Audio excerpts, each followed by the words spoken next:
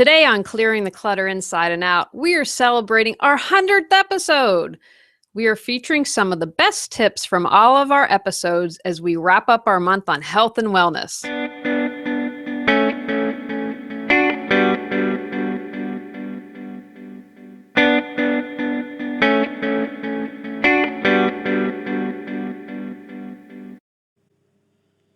Welcome to Clearing the Clutter Inside and Out with Julie Coraccio.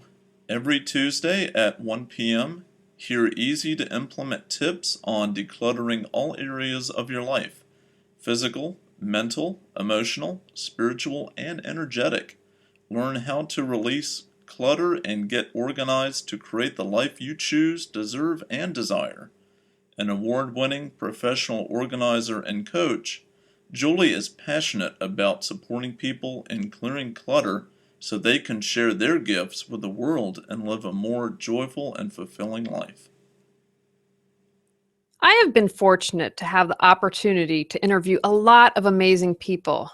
I kept having to whittle down the list, and it wasn't easy. Since we are focusing on health and wellness, I attempted to narrow down episodes that focused on this in some way. I am happy to report, as I have been editing these episodes, I am much improved since I first started back in September of 2014, so thanks for your patience.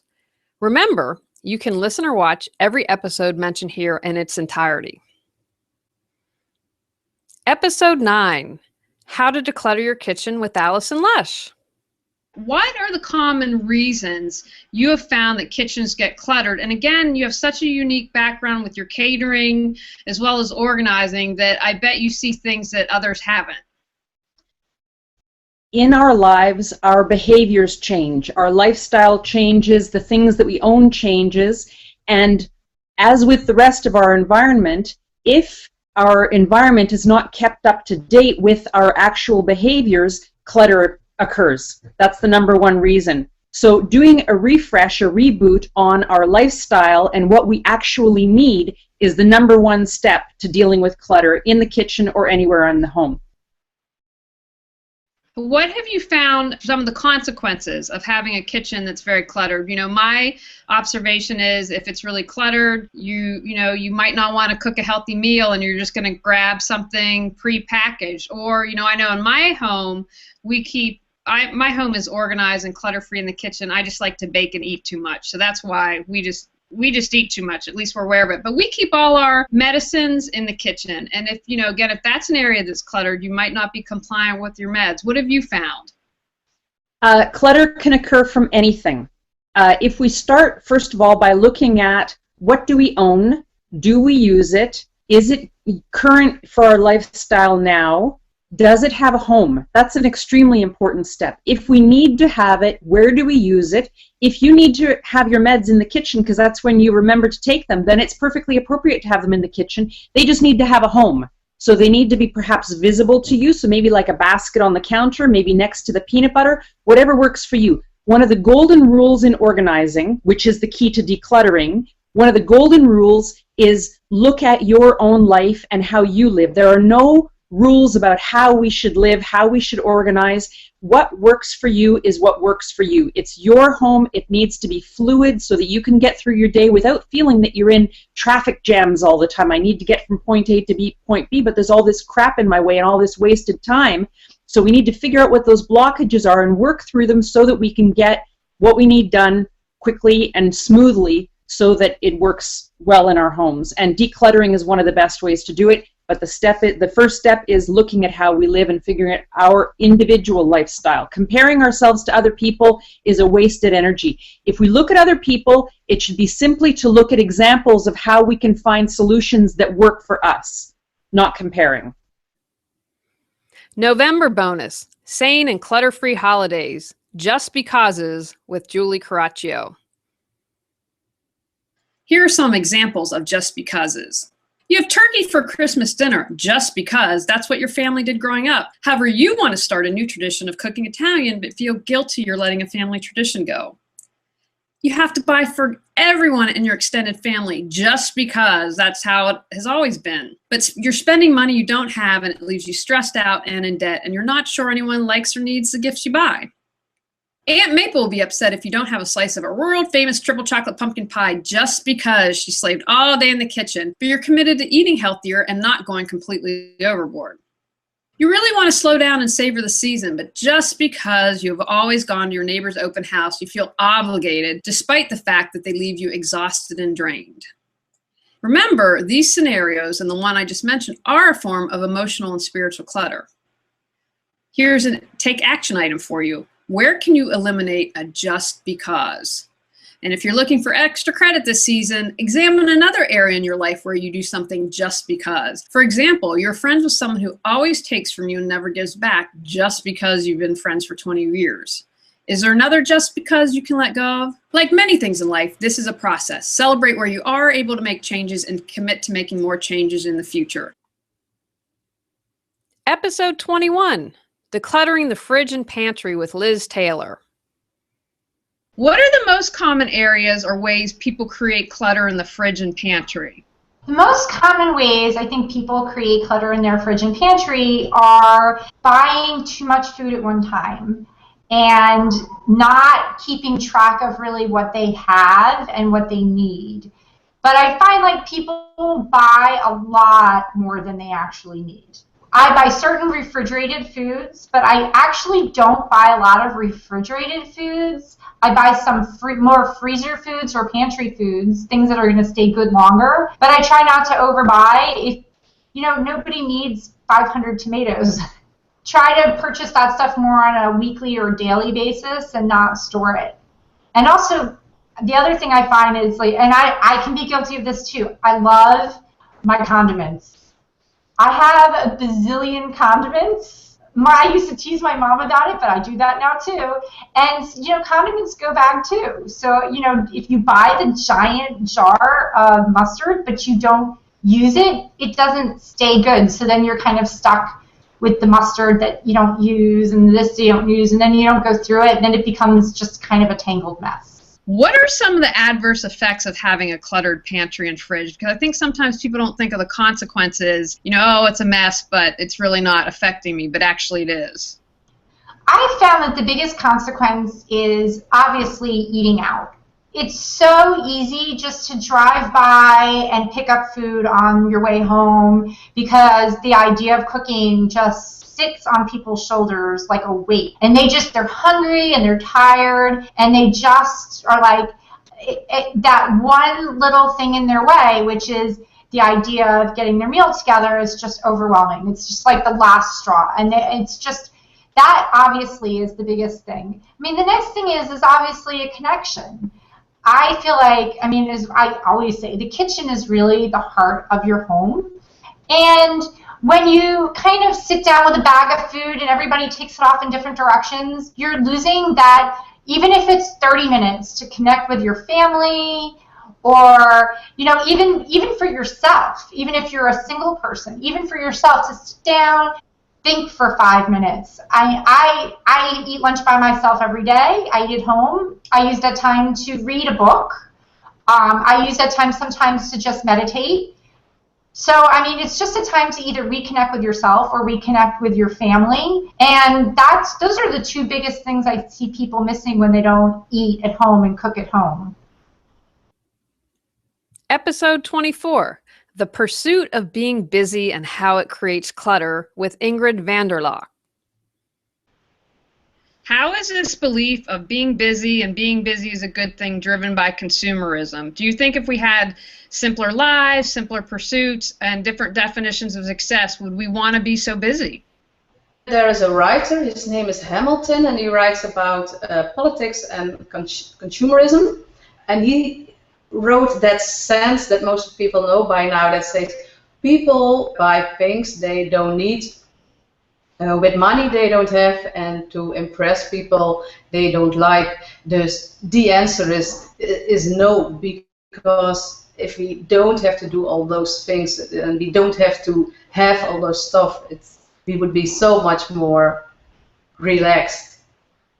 More time, we need more technology, and if we need more technology, we also need more people to free up more time for ourselves to do more things. So I think the answer, if we are in that mode bubble, the answer is always more. Can you tell us how being busy can create clutter for us? Mental, physical, emotional, spiritual, whatever you'd like.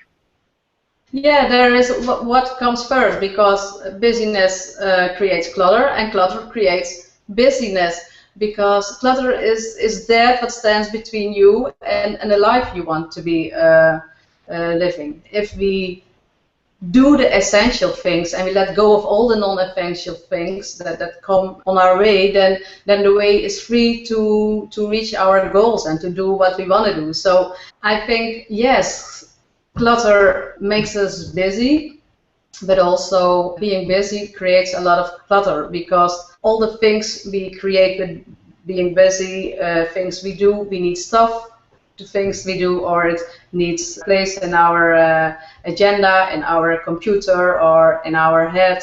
If you want too much and what we want, we can't do it at that moment, then it gives arrears. Those arrears, I think that's the thing that gives most clutter and costs most energy, if the things we want to do, if we can't do it anymore, and we see there is a delay or there are arrears. Episode 29, Clearing Unconscious Beliefs That Create Clutter with Kimberly Lovell. How do we get unconscious beliefs? How do they get trapped in there? This is a question that everybody's asking, because we all have unconscious beliefs, and essentially they come from various places. So we have beliefs that are held on what I call the core level, which are beliefs from our childhood. We pick these up from our parents, from the people that are around us and that look after us, from teachers. Up until the age of about 7, we are like little psychic sponges. So everything is going in, and we're taking everything on. It goes into our unconscious mind. So if you imagine your mind, the top, if you imagine like a little triangle, imagine the iceberg. The top part of that triangle, the little bit that's above the surface, is the conscious mind, and that's just 5%. Underneath the water, the iceberg, is the massive 95%, and that's the unconscious. So it's all going into our unconscious mind.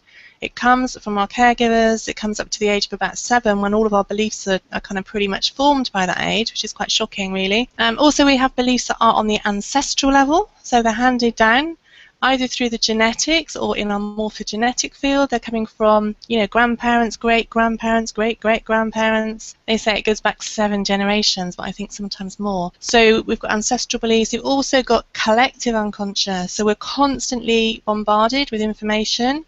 We have society programming us. We've got a collective unconscious, and everything goes into that. And so there are beliefs that we're handed down, religious beliefs, all that kind of thing. So it's, we're bombarded, literally, and these beliefs go in to the unconscious, and then we're kind of like, well, we're saying that we want one thing, and then we're not experiencing it. It's because we've got these unconscious beliefs that are in conflict with what we say we want. Can you share with us how these unconscious beliefs can create clutter? And, in this show I talk about physical, mental, emotional, and spiritual, because there are all those aspects of clutter. Yeah, so it's all connected, essentially. Whether we're talking about physical clutter or mental emotional clutter, it's all the same thing. And really, these beliefs, what we want to do is to identify what the beliefs are and to transform them. Okay, so how you find out if you've got clutter, well, we're talking about physical clutter. I'm sure you've spoken lots about it. We can just look around and we can see that. In terms of the mental clutter, it might be that you've got a lot going on in your mind. It might be that you've got anxiety or you're stressed. That's a good sign that there's, mental clutter going on. But the other thing is, we all have these unconscious beliefs, and I see those really as being clutter. It's whatever's getting in our way, whatever's kind of stopping us from reaching our goals, from living our dreams. That is clutter. It's things that we no longer need, and often they've served a purpose at some point in our lives, So we're always gaining from everything. We're always learning and growing. Sometimes it's a case, like you clear out your physical clutter, we need to clear out our mental clutter and get rid of some of these limiting beliefs or old beliefs that are no longer serving us. If you're wanting accomplishing something in life, whether it's to quit smoking, lose weight, I don't know, make a certain amount of money, create your own business, whatever it is that you're wanting, if you're not moving forward with your dreams and your goals and you're not seeing results, then there's some resistance or unconscious clutter that's going on the it's not just the mental level, because we hold energy and we hold memories and experiences, but it's in our unconscious mind. So that's a clutter that we're going to be digging into and kind of finding out a bit more about today. Yeah. Episode 30, Writing to Release Mental and Emotional Clutter with Vince Gaglione. How can writing help us let go of mental and emotional clutter? And talk a little bit about the benefits of that. Well, the first thing I think it does is it kind of like forces you to calm down. It forces you to slow yourself down. With all the distractions that we have nowadays when it comes to messaging, Facebook, video, phone, whatever, there's like alarm bells going off everywhere. So we're constantly bombarded by these things. And it takes away from, how we're feeling. Like, it doesn't seem like we're as in touch with ourselves as we used to be. For me, it was a means of unplugging and trying to get rid of all the distractions and just being able to sit, look inwardly and actually try to bring some of the stuff that I was feeling to the surface. So that's how it helped me. I know that you write stories and you've published, but you've mentioned journaling. How can journaling be a valuable tool to help us clear our mind of clutter? Well, what it does is it allows us to actually get back in touch with ourselves. So, I mean, I think everybody, had a diary or a journal when they were a kid, and the same thought applies today. No matter how old you are, you can always learn something from it. If you have something that is on your mind, maybe it's something that you don't want to talk to somebody else about. It's just something that you want to deal with. That's a great way of doing it. So you just open up a page, start writing, and the thoughts, the emotions kind of bubble to the surface through that writing. I have also found when I'm nervous about a conversation, or if I have a really important conversation, I usually draft out what I'm going to write. And I do that, one, because it helps me kind of gather my thoughts, and also because it allows me to kind of get the emotion. So I kind of have what I want to say instead of going kind of crazy with the emotion. Yeah, it actually helps you kind of work through it and process it in a more logical manner. So if you just put a couple thoughts on the page, then you could go from there and then move to the next thought and the next thought. So it certainly helps in that aspect, because a lot of times we have things in our heads that maybe there's like 20 things going on, and if you just try to like write it all out, it's like jumbled when it's out there on the page. But if you go through it step by step, then it becomes, you kind of present it in a more logical way, and your mind can process it in a more logical manner. Looking to change your life? Are you ready to release all your clutter, physical, mental, emotional, and spiritual?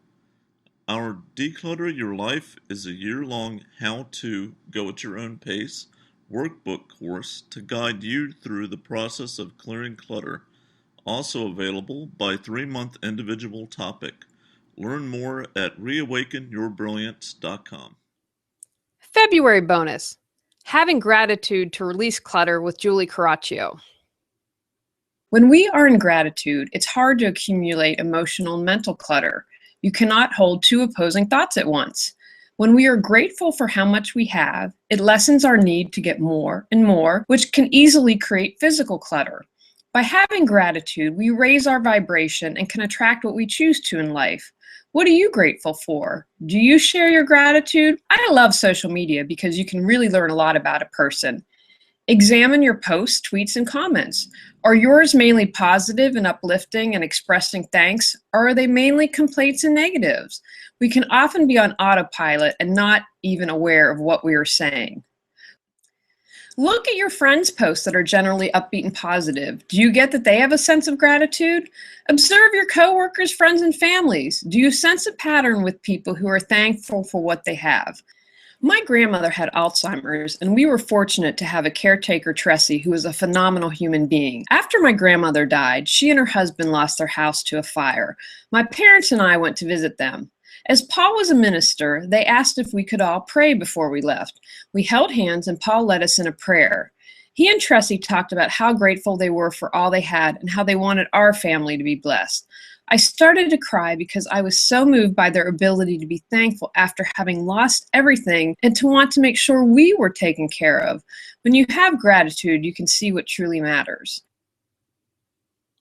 Episode 36, Learning to Say No to Declutter Your Life with Julie Coraccio. A lot of us have problems saying no. If we aren't able to do this, it can create clutter in our lives. How can it create physical clutter? I had a client that couldn't say no to storing things for people. In his basement was his work area to finish furniture, which is how he made his living. He had 3 huge armoires he was holding for someone. One of his first assignments was to tell this person they had 2 weeks to get the armoires out or they were going to be sold. I have also seen others who hold onto boxes or furniture from relatives or parents because no one else wants them, yet they don't want them thrown out because they belong in the family. This can become physical clutter for someone. What about mental clutter? Have you ever had someone ask you to borrow money and you couldn't say no? That could increase your anxiety or fear of not being paid back. You can also have extreme mental clutter when your thoughts can become so overpowered by others that you might not be able to separate what you truly think from someone else. What about emotional clutter? Not being able to say no can make you really angry. Even if you don't do anything now, eventually your anger will come out. Another way we create emotional clutter is if we have this happen a lot and we're unable to forgive others who haven't respected us when we say no. Not forgiving people can take up an enormous part of emotional energy. If you're unable to say no, you can create spiritual clutter. I once had a friend who told people she was visiting me. I lived in another state at the time, but she was actually having an affair. I asked her not to do it anymore. Had I found out and not said anything, I would have gone against my integrity, and this would have caused spiritual clutter. I've also read a lot of stories about people who embezzle. They know that it's wrong, but they just aren't able to say no to the person asking them for help. And that can have serious consequences if you don't say no. You could end up in jail. Episode 37, Practicing Self-Loving Kindness to Declutter with Julie Coraccio. Didn't understand this stanza until recently, but I want to share this with you. When you learn to love yourself, you will dissolve all the stones that are cast. You will learn to burn the icing sky and to melt the waxen mask. Yes, to have the gift of true release, this is a peace that will take you higher. I think that's such a great stanza. And to me, what they're talking about is, you know, when you love yourself, you live your life. You follow your passion. You don't stop your passion because someone says, oh, you can't make a living at it. Or, you know what, you're too tall to be a dancer or whatever it may be. I want you to think about that. Ask yourself, whose voice is that when you hear someone telling you that you can't do something? Because a lot of times, you know, when we're kids, we're born perfect and life is groovy and we know we're these amazing beings, and then society happens or our parents happen or a teacher happens. You know, I was telling someone the other day, I can recall to you what that teacher said to me in 2nd grade that wasn't really nice. Now it doesn't affect me anymore, but I still remember it. And it's really important if, you know, you're hearing a negative voice or says you're not good enough, dig deeper on that. Is it really your voice or is it someone else? So I want to talk about ways we don't love ourselves, because some of you that are listening might be like, you know what, of course I love myself. And it's not true. There are many ways we don't love ourselves, and I think some of them are more subtle than others. The first is, do you overeat? Do you drink too much? Do you spend too much? If you loved yourself, you wouldn't do that. And another thing I really want to emphasize at the beginning, there is no judgment here. You know, my goal is that you figure something out, you have that aha moment, and to be gentle with yourself. Life is a process. You know, I'm continuing to learn. I did a one-on-one mentorship program working on myself, and I'm still learning. I'm a layer like an onion. My suggestion is always just start somewhere. Just do something, because the present moment is the power of change. And as long as you're moving forward, you will be able to do something. So look in that area if that's a way that you don't love yourself. Another way we don't love ourselves is not following our heart or our passion or our soul, because we think we must do what our mom said or what others says we should do or society said we should do. This is the number one regret of the dying. I personally believe when you follow your heart, the income will follow. But very interesting, think about that. Are you doing something because your parents, your friends, your family, society said to you, this is what you must do? Again, think about that. That's the number one regret of the dying. March bonus. Declutter your life with breath with Julie Coraccio. Deep breathing can support you with physical, mental, emotional, and spiritual clutter. And best of all, it's free. If you are releasing physical clutter and becoming overwhelmed, stop and take some deep breaths. If you're stressed, seeking mental clarity, take deep breaths. If you feel yourself starting to get angry, breathe deeply. Struggling with forgiveness or jealousy? Try some breath work to get you centered. I've learned to become very aware of my breathing. I've noticed when I get upset, angry, or become ungrounded, I stop breathing. My jaw is usually clenched, or I hold my breath, or it is very shallow. Do you notice when you hold your breath, stop breathing, or do not breathe deeply? I now try and practice breathing daily. This has had a huge impact when I do it. When I start to have a knee-jerk reaction, I try to remember to breathe. I have signs around my office with breathe to remind me. Someone sent me a nasty email the other day. I felt like I got punched in the stomach.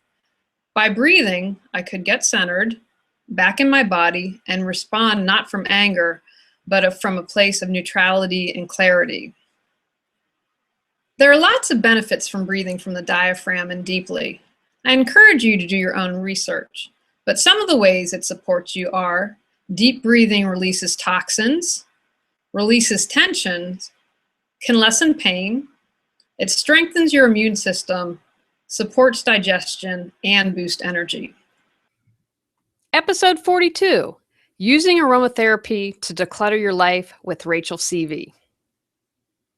How can aromatherapy help us release clutter?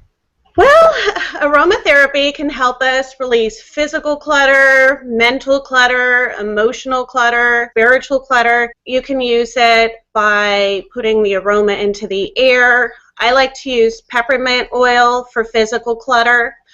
For mental clutter, I like to use lavender. It really helps relieve anxiety and stress and depression. Spiritual clutter, I like to use rose. It really gives you a sense of well-being. And emotional clutter, I really like to use the combination of rosemary and myrrh. What should someone look for when looking for a quality oil? And I so appreciate that you talked about not ingesting oils, because I know that you can do that, but I always want everyone to be really careful, because you just can Google and find out about how people have burned themselves or have horrible, horrible accidents. So do you have any advice for people to know that they're getting a good quality oil? Absolutely. There are a lot of synthetic products, candles, lotions, and stuff on the market. You absolutely want to make sure that they're made with high-grade quality essential oils. And a fabulous resource is the National Association for Holistic Aromatherapy. And you can go on there and poke around and see if it's something that you'd be interested in. What other benefits are there besides helping you release clutter to aromatherapy that you've found? There are a lot of benefits to using aromatherapy and essential oils. We could go A to Z. There's acne, burns, constipation, dandruff, eczema, feng shui. I could just go on. There's a lot of good stuff out there, although not scientifically proven. Episode 43, What's Your Clutter About with Peter Walsh. Why do you think we all have so much stuff? Well, I mean, for me it comes back to the fact that we're caught, we're social beings, and we're caught into this whole mindset, whether we like it or not, that more is better. This idea that if one is good, two must be great. And the second thing is we're caught into the idea that we show our success. We display I guess how not how good we are, but we display how well off we are by a show of what we own. You get a pay rise, you get a larger car.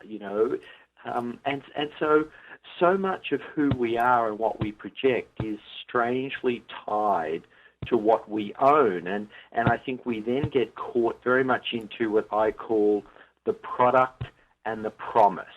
We start to buy things believing that if we just buy the right stuff, we'll be able to acquire the life that we want. And so we buy things expecting that they will deliver on a promise. Skinny jeans will make us more attractive. Beautiful cookware will make us better chefs. You know, makeup will make us look more attractive and sexy. You know, a slick car will make us seem, you know, more successful. And often what happens is we end up with a home full of products and, you know, lives still, those promises still not fulfilled in our lives. So, you know, it's just this interesting interplay between who we are and what we own. And I think we're all kind of caught into that to some extent. Absolutely. So what would you say to someone who's struggling with that, being like, okay, the jeans that are going to make me skinnier, the makeup that's going to make me look more attractive? What do you say when working with someone? Well, for me, it's interesting, you know, when it comes to stuff, when it comes to getting organized, the biggest mistake that people make, and this will sound really weird, really counterintuitive, is that people focus on the stuff. And these issues that we all deal with have nothing to do with the stuff in the first instance. The place we all need to start is to ask ourselves, what's the vision we have for the life we want? What do you want from your life? Not what do you need for your life, but what do you want from your life? What do you want from your home? What do you want from this room? What do you want from your job? What do you want from your relationship? And then ask, will this item, if I bring it into my home, will it help me create the home that I want? If I enter into this relationship, will it create the life I want? If I acquire these objects, will they help me create the space that I want? And if they do, then go for it. But if the stuff you own doesn't help you create the life you want, my question is, why do you own it in the first place? Episode 46, Releasing Emotional and Mental Clutter with the Havening Technique with Annie Day. Can you chat a little bit about how, if we're not aware of our emotional clutter, how that can be affecting us? You know, for instance, when we worked together, one of the things you picked up on is I wasn't sleeping. And I had told no one that, and that information came out. So talk a little bit about how this can help us maybe be more aware of something we don't know that's going on.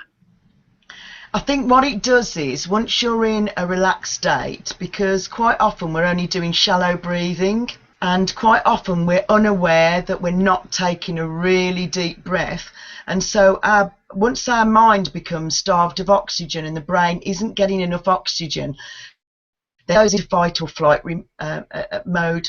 So basically we get really badly negatively affected by an overload of corticosteroids and adrenaline. So it floods our body, which is good when, for instance, there's a slight amount of adrenaline tonight because I'm on your wonderful radio show, but the point at which it overwhelms you, that's when it's really unhelpful.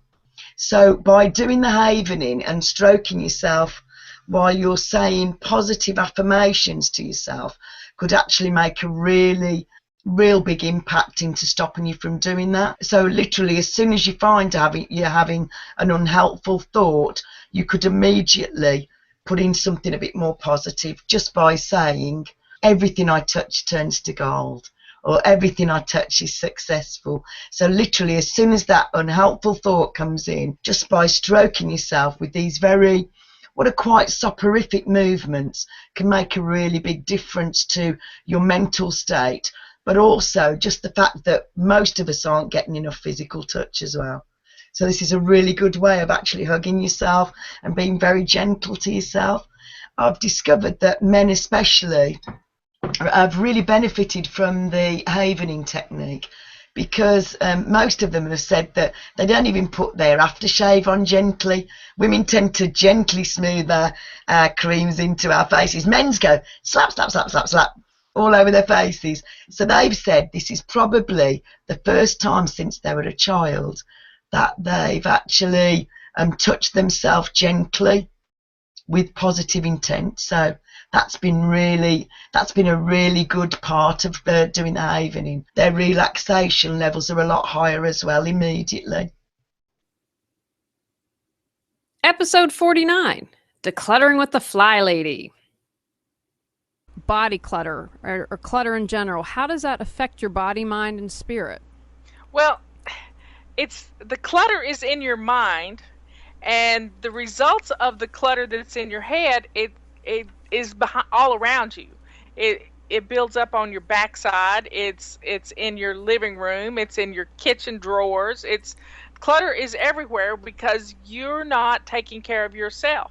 And when I can teach you to finally love yourself, the results of that are you start losing a little weight because you're eating better and you're drinking your water. You get rid of the clutter that's on all your hot spots, and before you know it, your house is gleaming and you're shining from the inside out. You know, I love that. That's so central. Love yourself first, and then the rest will follow. Hey, they tell us on an airplane, if the oxygen mask come down, you got to put yours on first. That's so true. So what is chaos, and what does that stand for? Chaos stands for can't have anyone over syndrome. Do you live in chaos? I don't. Good. I don't. Although I have to tell you, I have changed. I've read all your books, and there's one thing. Well, first, the DH, which is Dear Husband. You'll learn a lot of acronyms tonight if you're not familiar with the Fly Lady.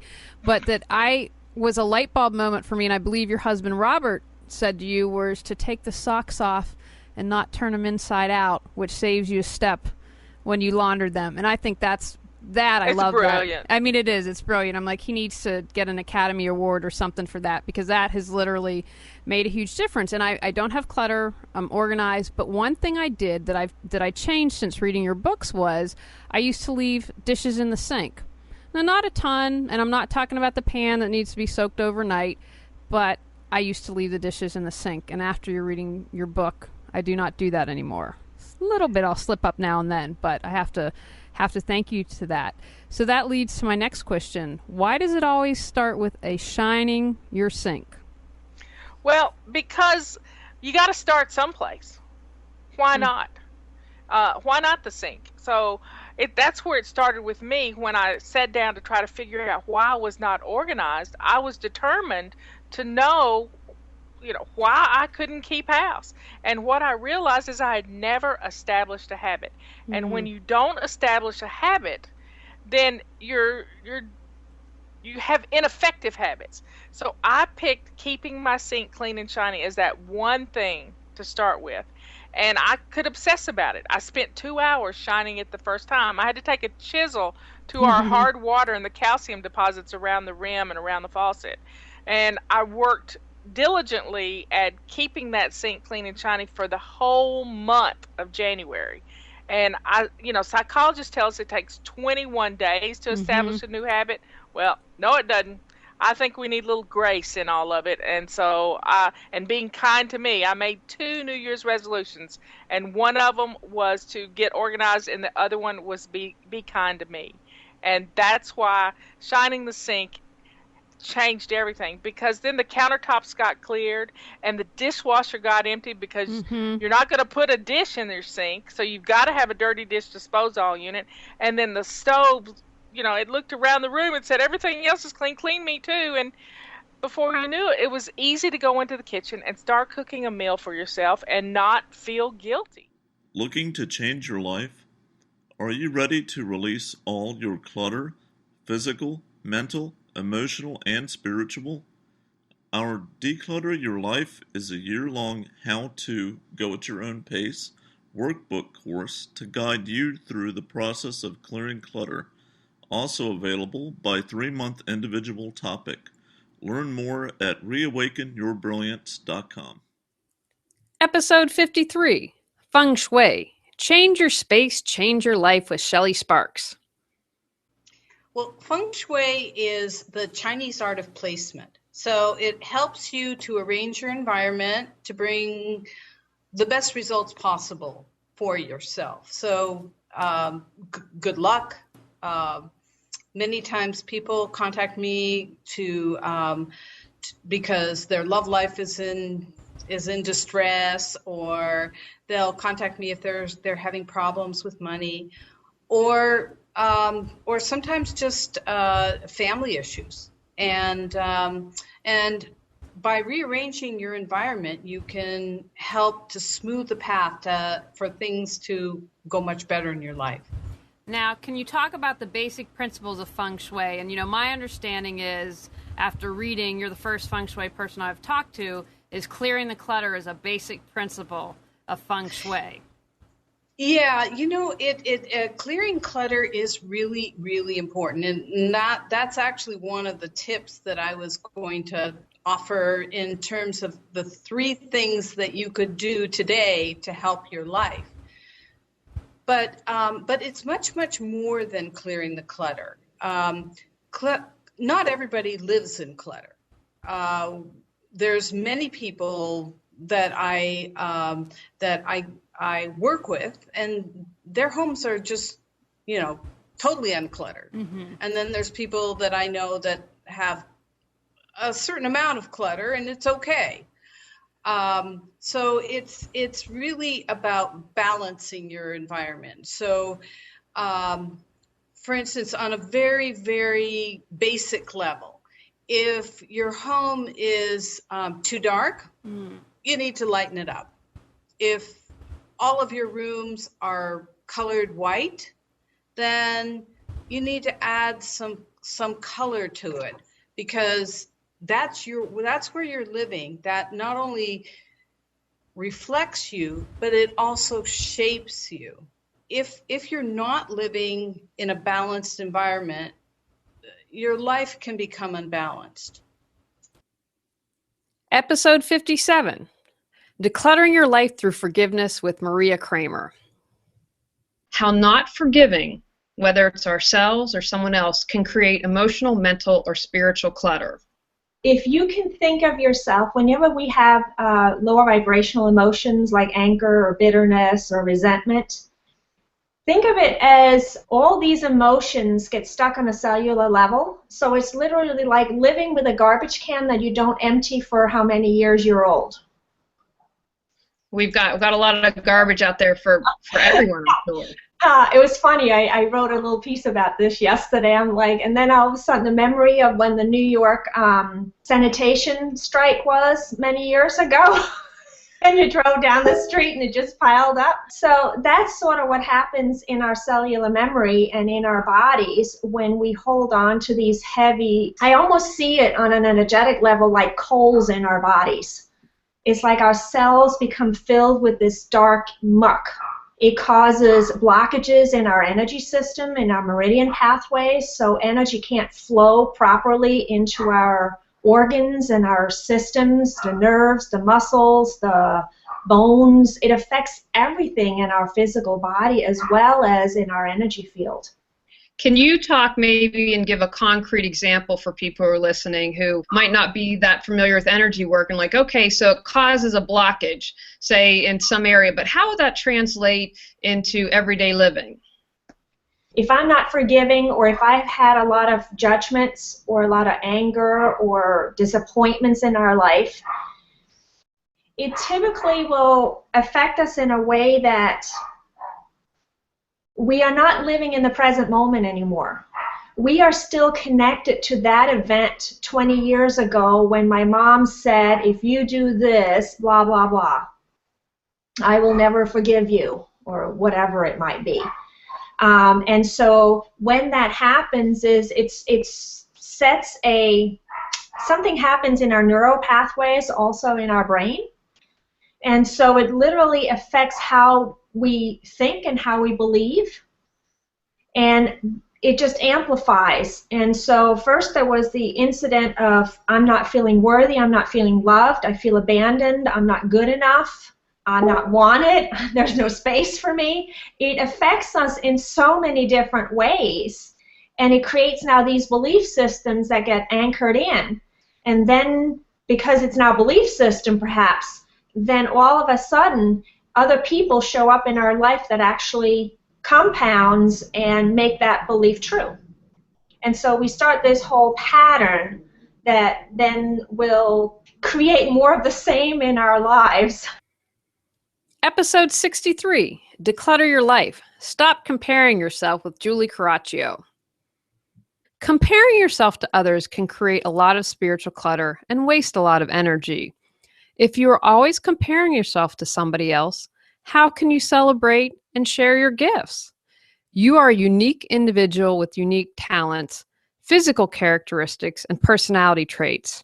How could you compare that to someone with a completely different set of one-of-a-kind everything? It's human nature to want to compare ourselves to others. I also believe with all the advertising and messages we are bombarded with daily, it's hard not to let that affect us. However, if we focus on others, then that takes away time for focusing on ourselves. We all have our journeys to take and lessons to learn. Even if you are comparing yourself to someone with similar circumstances, looks, skills, etc., you may very well have different journeys and different reasons for having similar experiences. Comparing yourself to someone else is easy. It's a lot harder to do self-reflection. When you find yourself comparing yourself to someone, stop. Take a deep breath. Spend 10 minutes on some self-reflection. What weaknesses could you improve? Or what about yourself would you like to celebrate? When you stop comparing yourself to others, you can see your gifts much more easily and then start putting them to use. Often clutter represents something else. Maybe it is to fill a need or to keep an emotion buried. Can you dig deeper and see why you may be comparing yourself to someone? What message is your spiritual clutter trying to tell you? What are you blocking that you can release? Like anything, this takes practice, but by stopping comparing yourself to others, you will free up energy as well as reduce your spiritual clutter. Episode 64, Conscious Order, Releasing Mental Clutter with Annie Rohrbach. What is conscious order? When you say that, what do you mean? By that I mean when we are more aware, when we're more conscious of where we are and where we want to go, and what's keeping us stuck and why we're not getting there. When we become more aware of all that, when we become more conscious of that and learn some tools, we can create the order and peace of mind that we desire. Let's talk about mental clutter and how having that around affects you mentally, physically, spiritually. Well, when you think about clutter being stuck energy, if you will, if you think about clutter and how it affects you emotionally, spiritually, it's so draining. And the more you have, the more draining it is, and the harder it is to get started. It's very overwhelming. It can create a lot of shame and discomfort and really get people so stuck that they don't know where to start. And so the reason that I believe in starting with the mind is because our mind is cluttered with so much stuff, all the things we have to do, all the regrets from the past, the things, plans for the future, all of that kind of thing. There's, the things we're bombarded with every day in conversations and with the media and that kind of thing. And so when our minds are going 90 miles an hour, when we're just so, that monkey mind, that busy mind, that, oh my gosh, how am I going to ever get this done? I have too much to do. All those things that we keep telling ourselves just keeps perpetuating that clutter in our mind. So my approach is to identify and clear out that clutter in our mind, because then it's easier to clear out the clutter in our home and our office and our life. Episode 67, Shop Less, Live More, How to Stop Compulsive Shopping with Jill Shivers. Now we've got a question from Gerald, and I want to ask for you. She would like you to repeat the definition of wholeness. The definition of wholeness. For me, wholeness is about feeling your life fully and having a sense that you have enough, that you are enough, and that there is nothing out there that is going to complete you. And for me, specifically in relation to shopping, that was really critical, because the messages that we are on the receiving end of in stores and in advertising, etc., is that the thing that's going to complete you is out there waiting to be purchased. And to me, that is a message I have deliberately chosen to tune out, because nothing out there is capable of giving me that sense of wholeness, that sense of fullness. And shopping my wardrobe for a year was one of the pathways to connecting in that sense of wholeness. And I believe it is our natural birthright to feel that sense of wholeness. And part of our access to it is about removing things sometimes. Episode 73, How to Ask for Support to Clear Clutter and More with Julie Coraccio. I first want to talk a moment about word choice. I am very deliberate when I use the word support instead of help. It is a challenge as a writer because I don't like to repeat words. I use support because I see all of us as equals. To me, when using the word help, it might imply that someone is less than. I don't feel that way with the word support. To me, it makes us equals. I need computer support. That doesn't make me dumb. It's just an area I don't have much experience or expertise in. Play around with the word. See if using support works for you. It might support you in asking for support. I really wanted to say help just then. If you see it as coming from a place of being equal as opposed to seeing yourself less than. I believe we are all connected and we're here to support one another. Yet many of us grew up with the idea that we must go it alone and be tough. We aren't meant to rely on others. I have many clients who have struggled to make that first call because they feel they should be able to do everything themselves. I can see and feel their relief when we get started. Let go of the mental clutter that needing support is bad. It is okay to ask for support. As they say a lot in sports, you're only as strong as your weakest link. Throw the idea out the door that you have to go it alone.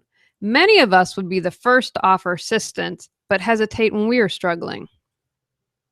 Most people are going to give you a different perspective that might lead to some aha moments for you. Episode 79, Clearing Energetic Clutter Through Space Clearing with Julie Coraccio. Get to know your house. How does each room in your house feel? Does it feel good? Does the energy feel light and happy, or stuck and heavy? Do you tend to gravitate towards one room over others?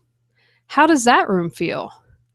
Go around and do an energetic clutter check for each room and start becoming familiar with what it feels like. If you found some rooms that feel stuck, here are some ways you can clear that energetic clutter. Experiment with a few of these and find what's right for you. You can use sage. Here is a big smudge sage stick. What you do is you light the stick and you smudge the room. So you go around the room and smudge stick to clear the energy. I also like to use a seashell. I like bringing nature into elements when I can. So for instance, I have this seashell that I have when I lived in California and a teeny sage stick. So what I will do is light it, and then I use the seashell to collect any embers so it doesn't get the room dirty and it can catch the ashes. What's important, I found, is to make sure that you get everywhere, such as in corners, because that's where stagnant energy can really collect. In your closets, don't forget those areas, under your beds. If anything feels really stuck, spend more time on it. Episode 83, Decluttering Your Life Through Awareness with Julie Coraccio. The more aware you are, the easier it is to navigate life. The easier life is, the less stress you have. Life is also more enjoyable and fulfilling because you can release what is unimportant. How well do you know yourself? How aware are you of yourself, your family, friends, neighborhood, community, the world? Clearing the clutter inside and out focuses on decluttering and getting organized. Why? Because it's been my experience when you get rid of clutter and get organized, you can create the life you choose, deserve, and desire. If you're listening or watching, you have, at some level, an awareness that clutter or getting organized is holding you back, so you are finding resources to help you. The more aware you are, the easier it is to release clutter. Most of us run on autopilot. Many don't make the time for examining their lives and becoming more aware. I'm going to encourage you to not limit increasing your awareness to clutter, though. Most of us have many areas where we would benefit from increasing our mindfulness. I did an episode called What's Your Kryptonite, where I talk about discovering where you get stuck easily. For me, it's beauty samples and leopard print, so I have to be extra diligent when I am around either of those. But can you go deeper? Can you bring a greater awareness? I had a client who had a stack of newspaper articles and magazine clippings about 3 feet tall. I asked her what it was, and she said they were articles she was waiting to send to people. I asked her how long she had the stack. It had been around 2 or 3 years. As we talked, she made the connection that she believed that if she didn't keep in contact like this, sending the articles, that her friends and families wouldn't love her. As soon as she voiced this, she knew it wasn't true, and we were able to recycle the whole pile. This is just one example, and in some instances, there are going to be more layers, but you get the idea of how you gain more awareness. The more aware you become, it's easier to release what doesn't serve you.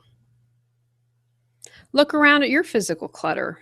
Is there a sudden insight or increased awareness you have? Looking to change your life? Are you ready to release all your clutter, physical, mental, emotional, and spiritual? Our Declutter Your Life is a year-long how-to, go at your own pace workbook course to guide you through the process of clearing clutter, also available by 3-month individual topic. Learn more at reawakenyourbrilliance.com. Episode 84, Using EFT to Reduce Clutter with Sue Hannibal. The important thing to know about clutter and hoarding and things like that is that it's highly metaphorical. So what I want your listeners and viewers to understand is that their attachment to an object or a memory of an object is linked in the brain. So that's why we bring home souvenirs from Paris or Disneyland or whatever. We want to bring home a tangible memory that's going to link us through an object to the fun times. But unfortunately, you can also have objects or possessions that link you to something unpleasant. And so that can be, if you had a great childhood and you've got your childhood teddy bear, you're going to remember warm and fuzzy times in mommy's lap and being read stories. If you had the childhood from hell, you're going to have unpleasant memories. So I would say don't keep the teddy bear if the unpleasant memories are going to trigger you. You need to understand when you're having a tug of war over an object is what is really going on. What are you in resistance about? If you've got a closet full of clothes that don't fit you, that are out of style, maybe you're hanging on to that for metaphorical reasons, one of them which might be deprivation. If you felt like things were taken from you or you had a lot of loss and grief in your life, it's not about the dress. Or it may be you're wishing that you could still be that person that wore that size 10 in 1970. You're longing for who you used to be. You've lost part of who you used to be. So, successful aging and integration of different parts of our life is supposed to be a relatively seamless thing. I mean, you might complain about the extra 20 pounds when you're 50 or whatever, but, most people manage to make that journey without, going on Prozac, although some do go on Prozac. But if you're in a clutter situation where you're drowning in it, you've got some emotional baggage that you need to clear. Episode 91, Setting Intentions to Clear Clutter with Julie Coraccio. I am a huge fan of setting intentions. I see my intentions as a roadmap to live more mindfully and to be present. From intentions, I can create my goals. When I am focused to know what is important, it is easier to release what isn't important, i.e. clutter. When you set your intentions, it should be easier to release clutter as it allows you to become more clear and focused. With intentions, there's a good chance you will make choices that support what you choose and desire to create. I have an overall intention that I pick for the year. I also like to focus on one intention monthly. I also check in with myself if I need to be more aware. For example, I attend a monthly women's group, so an intention before class would be to be fully present during class. That might seem like a small intention, but how many of us have our mind wandering somewhere else while meditating, waiting in line, shopping, that takes us out of the present. If I can set my intention for my 3-hour class, it builds my muscle to keep setting and following through on intentions. Episode 92, Relationship Clutter, Dealing with Negative People with Julie Coraccio. Most of us have to deal with negative people. It's part of life. As I have mentioned before on this podcast, we tend to become who we hang out with. If you notice that a lot of the people you are spending the majority of your time with are unhappy and complaining, you might want to examine how this is affecting your life and creating emotional clutter for you. I have seen many people, including myself, struggle with dealing with people who bring them down. They don't want to be mean or hurt someone's feelings, but at the same time, they are suffering. It is okay to have healthy boundaries and make a change when it comes to people in your life. Here are some things to consider when dealing with negative people. In your professional life, it might be more of a challenge. If you have an extremely negative coworker, you probably don't have the option to fire them, so you need to have a strategy of dealing with them. In your personal life, you have more leeway. If you choose, you can end a friendship. Here are some things to think about. How long have you known the person, and what is the level of friendship? Are they a relative or someone you must have interactions with? An ex-spouse, for example? How has your relationship been in the past? Has there perhaps been an event that have changed things? Has your friend mainly been a good friend and it's just been recently that they've been negative? These are all things to ponder. Episode 94, Energetic Clutter, the 7 main chakras with Tamara Himes. What are chakras? Well, chakras are basically the energy points within our body. So all of our body is just made of this energy. And these energy points within our body helps us to remain balanced and healthy within our lives. There's 7 that, today we'll simplify it. There's 7 of them, but it goes much deeper and further than that. So, but for the sake of the show, let's just focus on the 7 today. When you're doing a chakra reading or someone is doing a healing on someone, what exactly are they doing with the chakras? So what we do is when we are connecting to someone else's energy, we are basically healing the aspects that are, maybe some chakras are clogged, there could be some attachments. What we're making sure is going on is we're making sure that those energy points are moving in the direction that they should be, and they're kind of like pinwheels, and that they're flowing, and that they're healthy, and everything is happy and balanced. So basically what we're doing is we're looking at the energetic body to make sure that the whole body is energetically balanced. Takeaways from today's episode. When it comes to reducing clutter, it's important to look at all areas of your life: physical, mental, emotional, spiritual, and energetic. Think outside the box when looking to reduce clutter. Today's episode contains some non-traditional ways to release clutter. Stop. Take a breath and ask if that person, object, or choice supports the life, job, relationship, etc. that you are trying to create. If it does, embrace it. If it doesn't, let it go. Go out, clear the clutter to create the life you choose, deserve, and desire. Thanks for listening to Clearing the Clutter Inside and Out. Sign up for our newsletter and receive a free copy of our 10 clutter-free living tips. Ready to create the life you choose, deserve, and desire? Learn about Julie's services including coaching, classes, affirmations, aromatherapy, and her unique How to Declutter Your Life course and more at reawakenyourbrilliance.com. Don't forget to subscribe and join us next Tuesday at 1 p.m. Remember, the journey of 1,000 miles begins with one step.